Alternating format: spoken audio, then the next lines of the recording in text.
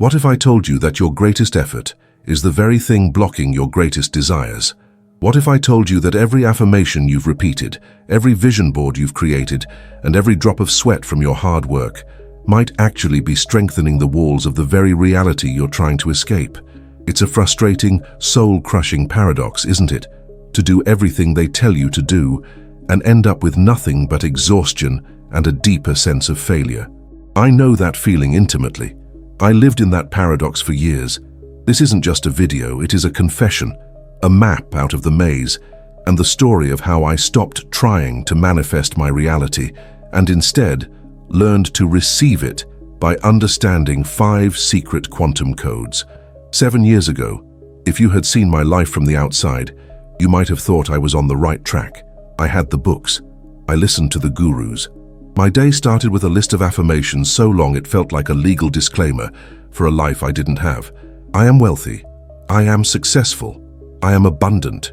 I would say these words, staring into my own tired eyes in the bathroom mirror, while the reflection showed a man who was deeply in debt, working a job that drained his soul, and feeling a profound sense of cosmic injustice. I had a vision board. Oh, the vision board. It was a masterpiece of hope and glossy magazine clippings. A beautiful car I couldn't afford the insurance for. A house in a neighborhood I couldn't even afford to drive through. Pictures of exotic locations that seemed further away than distant galaxies. It was a shrine to a life that felt like a fantasy, and every day the gap between that board and my bank account statement felt like a cruel joke. I practiced gratitude.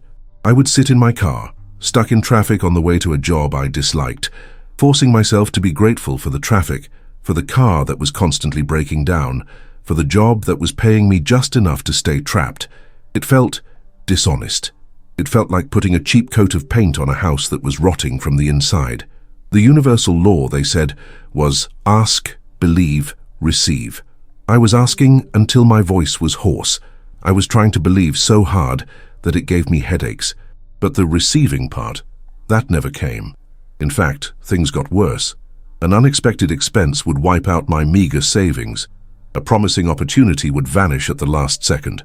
It was as if the universe was listening to my affirmations, laughing, and then doing the exact opposite just to spite me. My breaking point didn't come as a lightning bolt of inspiration. It came as a quiet, crushing defeat. It was a Tuesday night. I remember it was raining. I was sitting at my kitchen table, a pile of final notice bills in front of me. I had just finished 12 hours of work. I had done my affirmations. I had stared at my vision board. I had acted as if. And for all my efforts, the pile of bills was bigger than the month before. And in that moment, I just gave up. I didn't get angry. I didn't cry. I was too tired for that. I just felt a profound emptiness.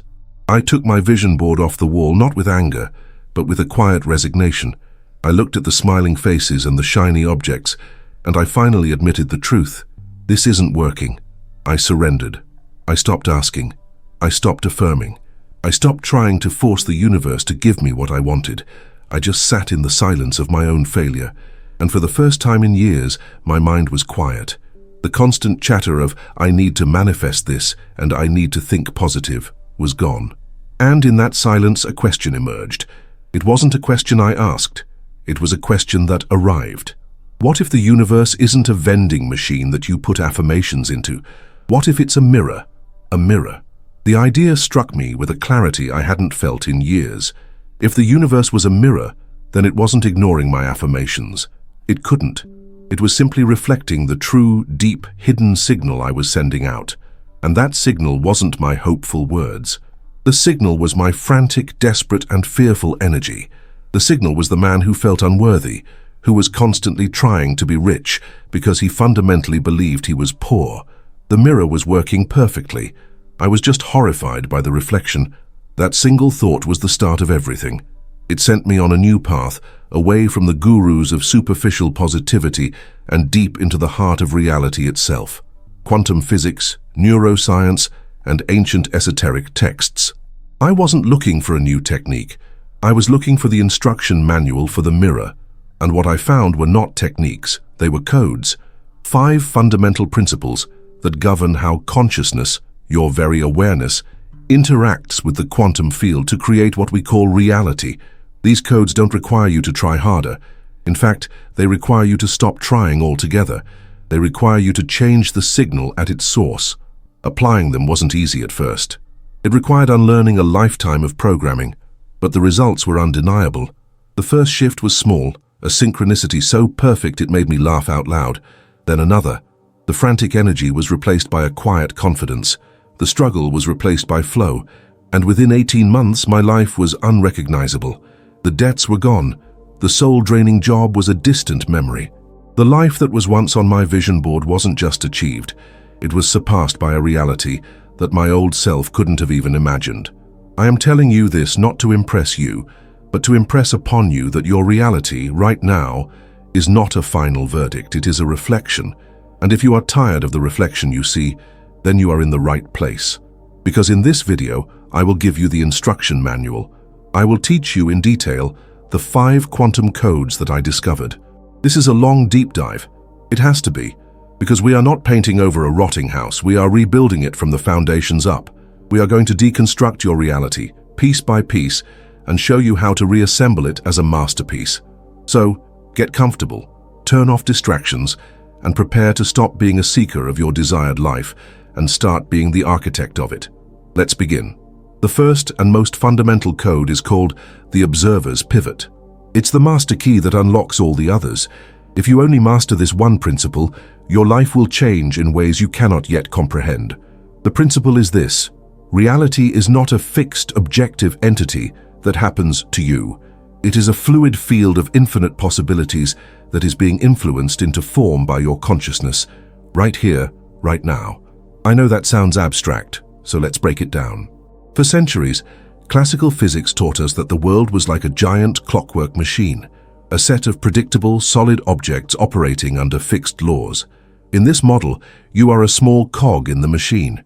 You can work hard, you can push and pull, but you are fundamentally separate from and at the mercy of the larger mechanism. This is the consciousness of a victim, and it's how most of the world operates. But then, about a century ago, quantum physics came along and shattered this illusion. At the subatomic level, the true building blocks of everything, the world is not a clockwork machine. It's a shimmering, uncertain soup of pure potential. A particle, like an electron, doesn't even exist in a definite place until it is measured or observed. This was proven in the now famous double-slit experiment. When scientists fired particles at a screen with 2 slits, without observing which slit they went through, the particles behaved like a wave, creating a widespread interference pattern. They were everywhere and nowhere at once, a wave of pure possibility. But the moment the scientists placed a detector to observe which slit the particle went through, the behavior instantly changed. The wave of possibility collapsed, and the particles acted like definite, solid little bullets, creating a simple 2-line pattern.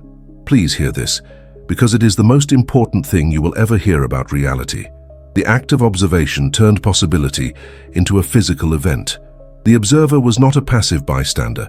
The observer was an active participant in the creation of reality. Now you might think, that's interesting for tiny particles, but what does it have to do with me paying my rent? The answer is everything. You are not separate from the universe. You are the universe experiencing itself.